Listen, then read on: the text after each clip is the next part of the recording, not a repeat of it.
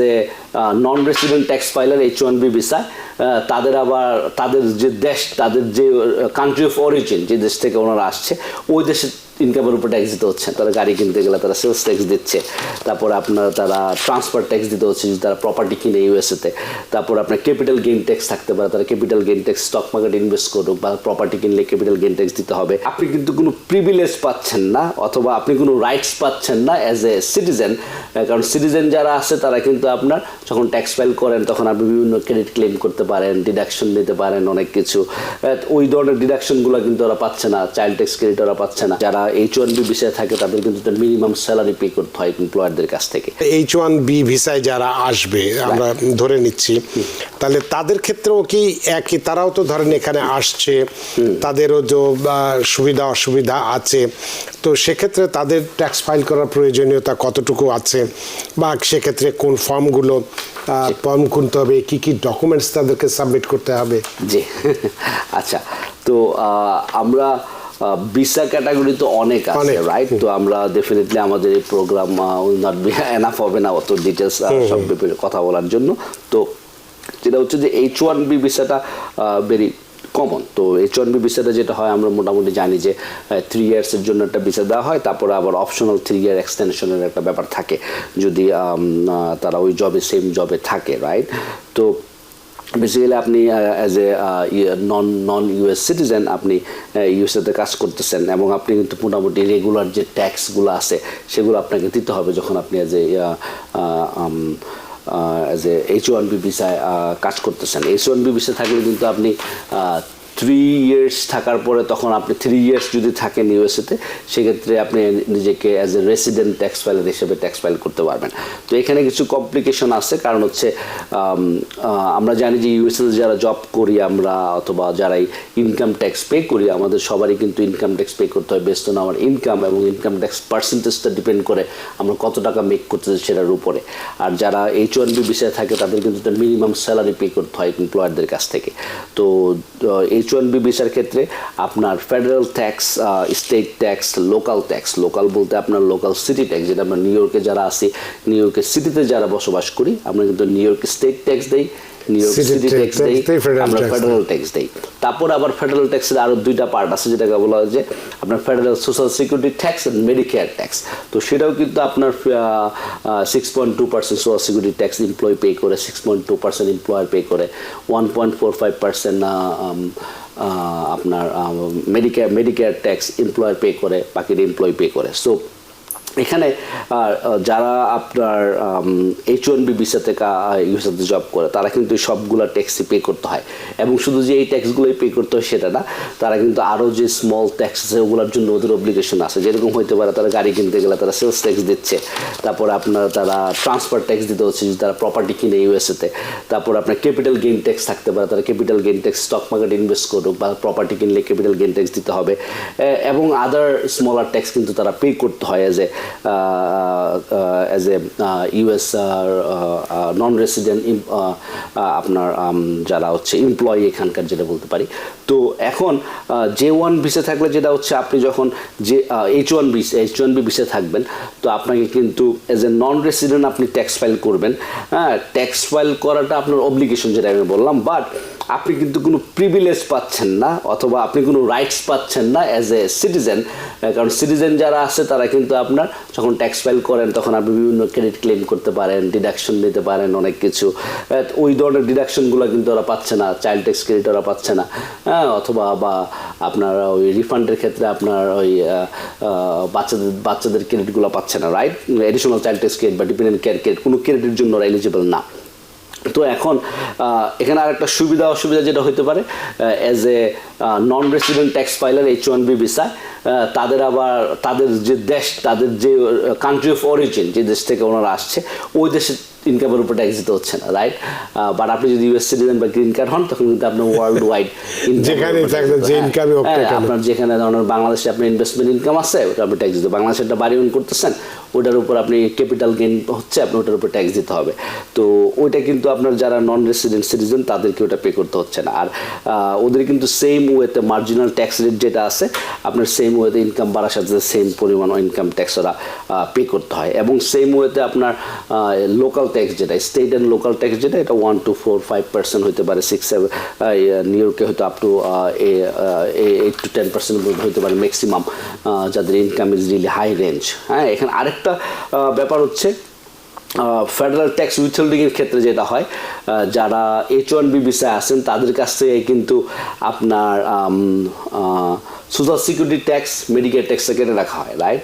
তো এখন তারা তো আসছে 3 বছরের ভিসা, 3 বছর পরে যদি সে দেশে চলে যায় তখন তার সোশ্যাল সিকিউরিটি মেডিকেল ট্যাক্সটা তো সোশ্যাল সিকিউরিটি কাছে থেকে যাচ্ছে। তো এখন ওনারা ওই ট্যাক্সটা ফেরত পাবে না পাবে এটা ডিপেন্ড করতেছে। হয়তো এইটা হয়তো করার পিছনে কারণ হতে পারে H-1B visa has a pathway to become citizen, right? তো আপনি যখন H-1B ভিসায় থাকবেন 3 বছর পরে যদি আপনার এমপ্লয়ার আপনাকে স্পন্সর করে তখন কিন্তু আপনি গ্রিন কার্ডের জন্য অ্যাপ্লাই করতে পারতেছেন। যেহেতু you have a pathway to become citizen, সেই জন্য আপনাকে কিন্তু ওরা social security tax, medical tax আপনার কাছ থেকে নিয়ে নিচ্ছে। তো সোশ্যাল সিকিউরিটি ট্যাক্সটার ক্ষেত্রে যেটা হচ্ছে ডিপেন্ড করবে আপনি কোন কান্ট্রি থেকে আসছেন, ওই কান্ট্রিতে US গভর্নমেন্টের সাথে ট্রিটি আছে কিনা। যদি ট্রিটি থাকে, আপনি যখন এখানে 5 বছর কাজ করে ফর গুড আপনার দেশে চলে গেলেন, আপনি যে সোশ্যাল সিকিউরিটি পে করছেন আপনার কান্ট্রির সাথে যদি ট্রিটি থাকে সেক্ষেত্রে আপনার কান্ট্রিতে বসে হয়তো আপনি সোশ্যাল সিকিউরিটি বেনিফিটটা পেতে পারেন, রাইট?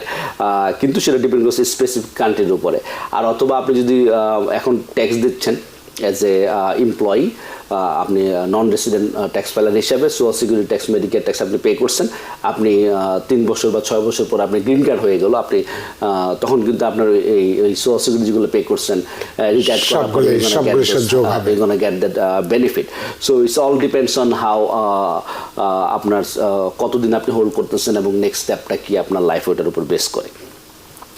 তারপর আরেকটা ব্যাপার হচ্ছে যে এখন যেটা বললাম আমি একটু আগে, যদি H-1B ভিসাতে থাকে কেউ, সে কিন্তু আপনার নন রেসিডেন্ট ট্যাক্স ফাইল করতে হবে বিগিনিং অফ দ্য, যখন ওনারা ট্যাক্স ফাইল করবে, এবং রেসিডেন্ট ট্যাক্স ফাইল করতে হবে যদি তারা 3 বছর থাকে, সাবস্টেন্সিয়াল প্রেজেন্ট টেস্ট যদি ওরা পাস করে, যে 3 ইয়ার্স, অথবা এখানে কিছু ডে কাউন্ট আছে যেটা হচ্ছে আপনার 183 days, রাইট? সো যদি স্টে করে সেক্ষেত্রে ওনারা আবার রেসিডেন্ট ট্যাক্স ফাইল করতে হবে। তো এখন যারা ট্যাক্স ফাইল করেন যে H-1B ভিসায়, রাইট, সেক্ষেত্রে কিন্তু মেরিট ফাইলিং জয়েন্টলি কিন্তু ট্যাক্স ফাইলে কোনো বেনিফিট থাকে না, তখন তারা অনেক সময় করে কি যে ওনারা সিঙ্গেল ট্যাক্স ফাইল করে, আলাদা আলাদা করে সিঙ্গেল ট্যাক্স ফাইল করতে হয়। সিঙ্গেল ট্যাক্স ফাইলের ক্ষেত্রে আপনি সিঙ্গেলের যে বেনিফিট পাচ্ছেন, এবং তারা কিন্তু বাচ্চাদেরকে ক্লেম করতে পারে, ডিপেন্ডেন্ট ক্লেম করতে পারে তাদের ট্যাক্স রিটার্নের ভিতরে। তারপর আবার এখানে কিছু স্পেসিফিক নিয়ম আছে, আমরা শুধু যদি ইয়েস নো বলি যে করতে পারবে না, সেক্ষেত্রে অনেক সময় রং আনসার হয়ে যেতে পারে। কারণ আপনারা কেউ যদি কিছু সার্টেন কান্ট্রি রেসিডেন্ট হয় বা সিটিজেন হয়, যেরকম কানাডা, মেক্সিকো, সাউথ কোরিয়া, তারা কিন্তু আবার ওই চাইল্ড ট্যাক্স ক্রেডিটের জন্য এলিজিবল হতে পারে, তাদের সাথে স্পেশাল কিছু রুলস অ্যান্ড রেগুলেশনস আছে। সো যেই ভিসা ক্যাটাগরিতে আপনি থাকেন, মেকশিওর করতে হবে আপনি যদি কোথাও জব করেন, হ্যাঁ, তো একদম বড় কোম্পানিগুলোতে হইলে হয়তো HR will know lot of stuff about it, but আপনার যদি কোনো ছোটো কোম্পানিতে জব করেন বা মিড সাইজ কোনো কোম্পানিতে জব করেন, আপনি হয়তো আপনার নিজের রিসার্চটা করতে হবে যে হ্যাঁ আমি এই ট্যাক্স ক্রেডিটগুলোর জন্য এলিজেবল, এই ট্রিটি আমার কান্ট্রির সাথে US গভর্নমেন্টের আছে, এবং আপনি যদি ওগুলো আপনার HR-এর কাছে নিয়ে যান, তো they will do research, they will make sure যে আপনার প্রপারলি আপনার কাছে ট্যাক্সটা ওরা উইথহোল্ড করবে বা ডিডাক্ট করবে। তখন এরকম হইতে পারে আপনার O-1 ভিসা, আরও বিভিন্ন টাইপের ভিসা আছে, রাইট? তো ওই ভিসার মধ্যে কিছু ভিসা হয়তো এরকম হইতে পারে যে তার জন্য social security, medical tax deduct করার নিয়ম নাই। এখন আপনি যদি J-1 ভিসায় থাকেন, J-1 ভিসায় আপনি OPT-তে কাজ করেন বা J-1 ভিসায় কাজ করেন, সেক্ষেত্রে হয়তো আপনার সোশ্যাল সিকিউরিটি, মেডিকেল ট্যাক্স আপনি ওয়েবার পেতে পারেন। তো ডিপেন্ড করতেছে স্পেসিফিক ভিসা টাইপের উপর আপনি কোন ধরনের ট্যাক্স থেকে আপনি ওয়েবার পেতে পারেন, সেটা আপনি একটু রিসার্চ করতে হবে, অথবা একজন ট্যাক্স এক্সপার্টের সাথে কথা বলে দেখেন, গাইড ইউ অ্যাবাউট ইট। তাহলে সেক্ষেত্রে একজন এই নন রেসিডেন্টস যারা আছেন তারা এই ট্যাক্সটা ফাইল করবেন কোথায়? We take care of a lot of tax return with non-resident. But as I said, এখন আপনি যে non-resident, আপনার কাছে ইউনিক একটা সিচুয়েশন আছে আপনার ট্যাক্স ফাইলের ক্ষেত্রে, আপনি দেখা গেলো যে এপ্রিলের 15 তারিখে আসলে I will not take you as a client because we are really busy. We don't really gonna have that time to do research for you, right? তো এখন যদি সিচুয়েশন হয় যে এরকম যে ঠিক আছে, it's a known situation for us, we will take it. So if you are non-resident tax filer, you could go to any tax accountant, just mention to them at first that mention করেন যে আপনার এই বিষয়ে আপনি আসেন, do you handle this kind of situation.